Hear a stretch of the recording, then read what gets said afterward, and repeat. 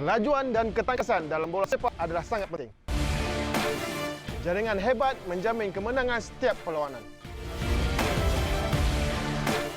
Aksi 100% pasti membuahkan hasil yang berbagai.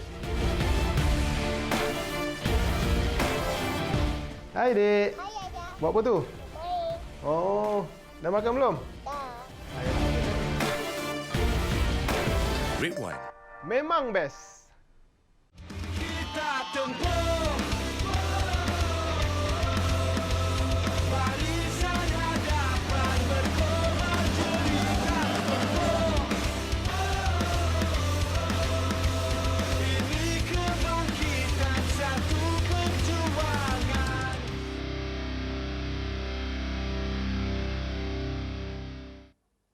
Segmen Keluar Masuk ini dibawakan khas oleh Red One. Terima kasih Faris dan juga Dayang. Anda bersama saya Izzuan Muhammad Nur dalam kerancakan pasukan-pasukan untuk mempersiapkan diri mereka menjelang musim baharu Liga Super 2024-2025 dan kita akan meninjau dua pasukan dalam perjalanan mereka untuk memastikan aksi yang lebih baik mampu ditampilkan pada musim ini. Jadi seperti biasa, saya tidak akan pernah kesorangan untuk segmen Keluar Masuk ini dan kami bawakan khas kepada anda wartawan Astro Arena iaitu Kak Nunis untuk memperkatakan tentang dua pasukan yang dijangka akan terus memberikan cabaran dan juga saingan. Jadi Kal, silakan.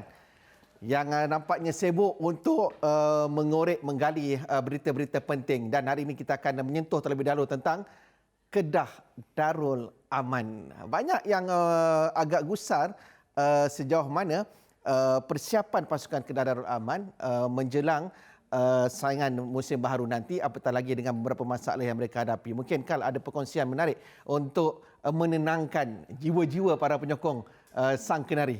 Okey, baik Izzuan.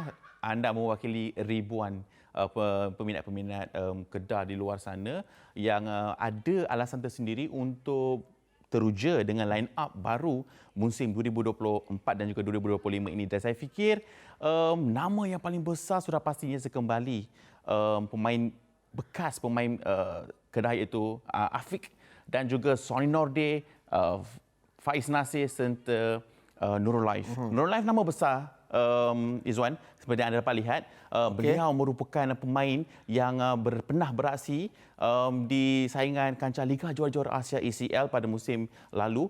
Beliau juga pernah beraksi dalam 2 ataupun 3 posisi yang berbeza dengan keutamaan selaku perancang utama di belakang penyerang tulen dalam formasi 4-2-3-1 yang digemari Nafuzi Zain. Dan saya rasakan dengan kehadiran dua perancang tengah iaitu Nurul Laif dan juga Faiz Nasir ini, saya fikir sikit sebanyak memberi satu dimensi baru dalam permainan bola sepak moden yang diketengahkan Nafuzi Zain. Kita tahu Syukrul Laif ni boleh beraksi dalam wing kanan ataupun belakang striker, dan itu memberi satu nilai tambah yang besar untuk pemain ini beraksi dengan baik dalam satu tempo walaupun tidak memiliki kelebihan fizikal yang besar seperti secara tradisinya import di saingan Liga Malaysia ini. Dan saya merasakan kedatangan Nurul Laif ini akan memberikan satu impak yang besar dan menjadi satu pemain kegemaran Nafuzi Zain dalam kesempatan utama, Izzuan. Okey, kalau kita melihat kepada musim perjalanan Kedah pada musim lalu, kita melihat di bahagian serangan terutamanya sambil kita menyaksikan di bahagian tengah yang sebelum ini pada tahun lalu mereka adanya manual out seperti umpamanya. Tetapi bagaimana mungkin jangkaan Kal sendiri melihat apakah impak ataupun nilai tambah yang akan dibawa oleh pemain yang sedang kita saksikan ini? Okey, Izzuan, Nurul Laif sesi latihan pertama sudah pun berjaya menarik hampir 500 penonton daripada latar belakang yang berbeza, daripada baling pun ada, untuk datang menyaksikan beliau punya aksi pertama di saingan latihan tempoh hari. Dan saya merasakan pada umur 26 tahun memiliki daya keupayaan ataupun secara matematik fizikalnya berada di pusat yang terbaik, di prestasi yang terbaik menuju fasa yang kritikal sebelum mencecah usia 30 tahun. Pemain tengah ini sudah pasti akan menjadi, orang cakap, arkitek mengganti kekosongan yang ditinggalkan Manoot yang kembali ke Terengganu. Dan saya fikir pernah beraksi di saingan Piala ACL dan juga juara Piala Asia bawah 23 tahun pada tahun 2018. Sudah pasti peminat Kedah ada sebab utama untuk berkeyakinan tinggi mempunyai pemain seperti Nurul Laif ini.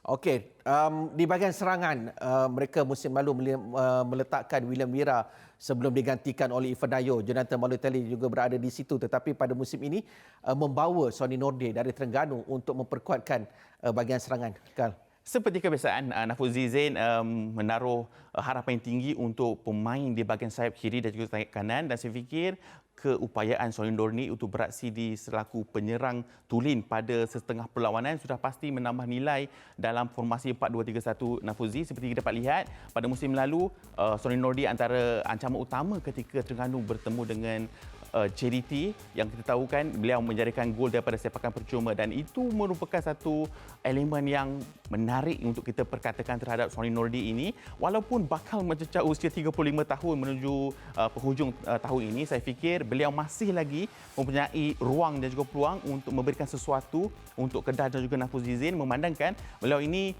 kurang digunakan dalam aksi yang terdahulu bersama dengan pasukannya pada musim lalu, walaupun memiliki sedikit kekurangan dalam elemen permainannya ketika bertahan tanpa penguasaan bola. Kita mungkin boleh mempersoal kredibiliti ataupun sikap profesionalisme Sonny Nordin tanpa penguasaan bola, tetapi dengan penguasaan bola saya fikir beliau masih lagi boleh bermarajalela dalam saingan Liga Super pada musim ini walaupun berusia 35 tahun hujung musim ini. Okey, sedikit tentang kehadiran Faiz Nasir, juga seorang lagi daripada Terengganu, akan ke Kedah.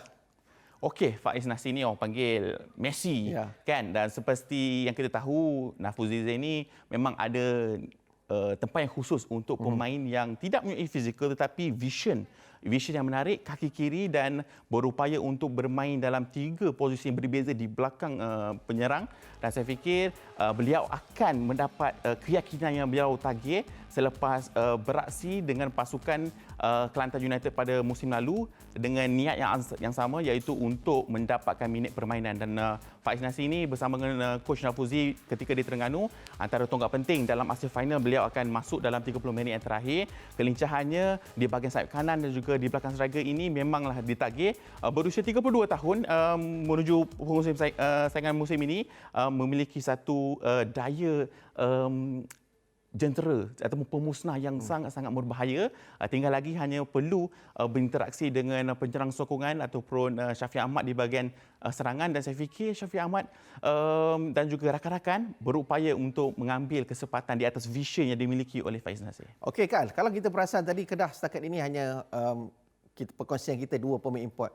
Apakah mungkin akan ada kehadiran pemain-pemain yang lain ataupun Kal merasakan cukup untuk Kedah setakat ini? Kalau kita nak kira cukup, memang tak cukup, tetapi memandangkan mereka berdepan dengan situasi yang sukar melibatkan kewangan pasukan, saya fikir tiada nama besar ataupun import akan diperkenalkan Kedah. Itu yang saya difahamkan, dan beliau Nafuzi Zain terpaksa untuk menaruh kudrat dan keringat selaku penyerang utama pemain tempatan diterajui oleh Syafiq Ahmad dan juga Afiq Iqmal. Afiq Iqmal ni, kalau siapa yang layan M3 musim lalu, penjaring tempatan yang terbanyak, memiliki keupayaan untuk break the offside rule. Itu yang antara nilai yang kita tengok dalam saingan M3, tapi itu satu tahap yang berbeza, Izwan. Kita nak tengok juga beliau akan dapat minit permainan dalam mungkin 15 minit yang terakhir di setiap perlawanan menuju awal saingan ini, sama ada beliau boleh tak untuk memberikan sesuatu ketika pasukan tengah mendahului ataupun tengah seri ataupun kekalahan. Itu yang pentingnya. Pemain-pemain seperti ini kena harus impact. Kalau ada satu peluang, satu jaringan itu, suasana itu kita nak tengok pada usia 25 tahun, bakat yang orang cakap Kedah punya scout hasil daripada Piala Menteri Kedah suatu ketika dahulu. Kita nak lihat bagaimana dia nak memberi jasa kepada Kedah pada ketika beliau berada di kemuncak prestasi dengan sentuhan terbaik bersama Manjung City pada musim lalu. Okey, dari utara kita akan ke pantai timur pula untuk kita menyentuh tentang persiapan pasukan Seri Pahang. Okey, Kal, mungkin ramai juga ingin mengetahui Seri Pahang ini. Ada muka baru, terutamanya ada import yang dikekalkan, tetapi akan juga ada muka-muka baru pemain-pemain import yang akan dibawa bersama dengan Seri Pahang musim ini. Okey, baik. Seri Pahang, kita tak boleh nak menafikan sejak pada musim lalu melakukan antara pasukan yang bijak melakukan urusan jual beli pemain. Ini adalah senarai pemain yang mereka merasakan layak untuk kekal. Sudah pasti Kepa Sherman dan juga Stefano Brundo memiliki 24 penampilan dalam saingan Liga Super musim lalu. Hanya saingan Liga Super itu amat penting menjadi kayu pengukur, tidak kira saingan peringkat piala. Mereka sudah menjalinkan satu kerjasama yang baik. Kepa Sherman 12 gol dalam saingan Liga Super dengan Stefano Brundo 10 jaringan dalam saingan Liga Super. Ketika ini jaringan yang cukup dramatik Kepa Sherman ketika keputusan seri ke atas Sabah bermain di laman sendiri, dan selebihnya rekod dan juga sejarah memihak mereka. Cuma ada wujud kegusaran Kuvondik Ruzaif ini, wajar dikekalkan atau sebaliknya dengan pihak pengurusan tidak mahu melakukan sebarang rombakan terhadap beliau dan mengekalkan lagi setidak-tidaknya satu musim lagi untuk khidmat pemain tengah ini yang hanya beraksi selama 11 perlawanan dalam saingan Liga Super dan menjadikan satu gol. Itu antara kegusaran, sama ada sejauh mana pasukan mahu menunggu khidmatnya, kerana sepanjang musim lalu seringkali tercedera sepanjang saingan. Dan saya fikir dengan dua import yang Kepa Sherman dan juga Stefano Brundo memiliki kelebihan situasi bola mati, penalti dan juga free kick. Ini antara menunjukkan wajah-wajah yang import yang penting dalam kesempatan utama, dan kalau tak ada kebiasaan yang kecederaan, dua ini akan membalasi setiap kali skuad Fandi Ahmad bertemu dengan pasukan saingan di elit lain sekarang Liga Super. Nampaknya seakan-akan seperti Seri Pahang akan membina pasukan yang akan yang mana menyaksikan itulah wajah-wajah yang menjadi tunjang asas kepada mereka, dan mereka akan membina pasukan untuk dikelilingi oleh pemain-pemain ini. Bagaimana Karl dengan kehadiran pemain-pemain import baru untuk apa lagi kalau bukan pasukan Tok Gajah ini? Okey, inilah dia, kita dapat lihat baru tak baru sangat lain. Pertama sekali Izzuan Emmanuel Hidalgo, kita tahu kan urusan jual beli yang cukup bijak bagi JDT. Namun pada ketika ini beliau kembali dipinjamkan ke pasukan bekas pasukan asalnya Seri Pahang yang beraksi bersama 2 musim sebelum ini, dan beliau pemain ini kalau kita berbicara agak sukar untuk kita nak ambil kira jaringan dan juga batuan jaringan. Kerana apa? Kerana pemain seperti Emmanuel Hidalgo ini seringkali membuat satu orang cakap gamesmanship. Maksudnya dia menghidupkan perlawanan pada ketika pasukannya sedang berada dalam situasi sukar. Situasi bola mati memanglah antara yang terbaik dalam saingan liga.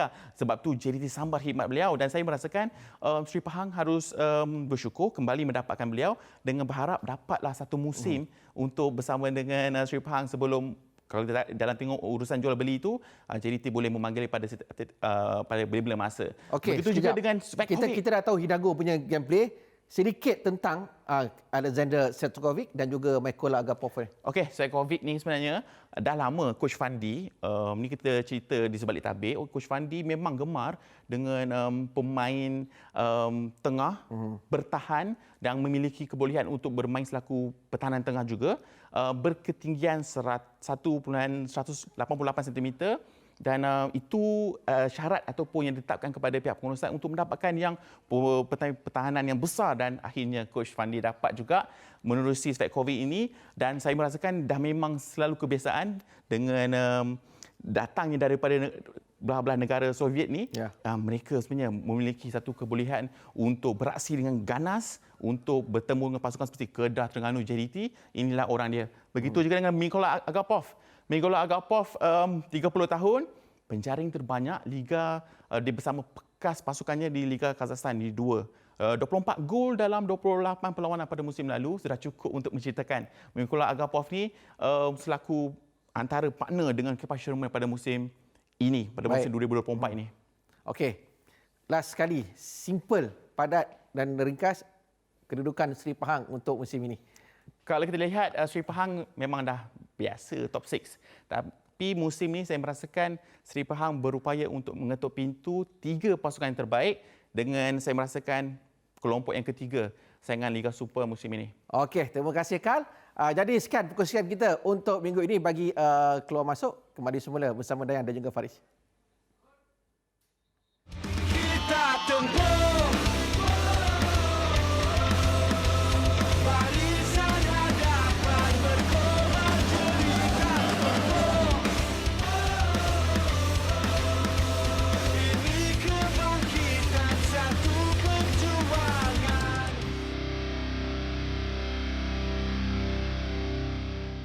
Kelajuan dan ketangkasan dalam bola sepak adalah sangat penting.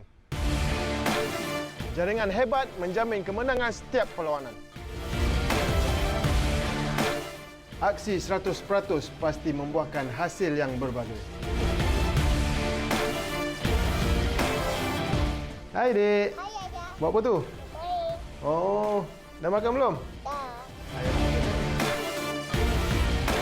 Red One. Memang best.